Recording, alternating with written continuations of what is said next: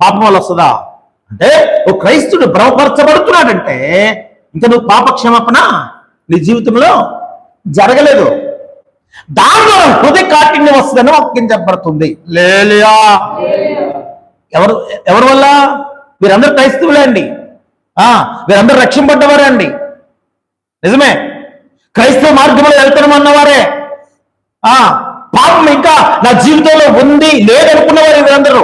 దానికి వాక్యం చెప్పబడుతుంది, పాపం వల్ల నీవు భ్రమపరచబడుతున్నావు. లేలియా. ఏ భ్రమ చెప్పండి? నేను క్రీస్తులో ఉన్నానులే, జీవం గల యేసు క్రీస్తు ప్రభువారిలో నేను అతుకుబడి ఉన్నానులే, నాది మంచి హృదయమే. ఏ హృదయం? నాది చాలా మంచి హృదయమే. హృదయ కాఠిన్యం నా జీవితంలో, నా హృదయంలో లేదు. దుష్ట హృదయం నాలో లేదు కదా. నేను జీవం గల దేవుని నమ్మేనులే, దేవునికి స్తోత్రం, దేవునికి మహిమ కలుగున్నా అంట.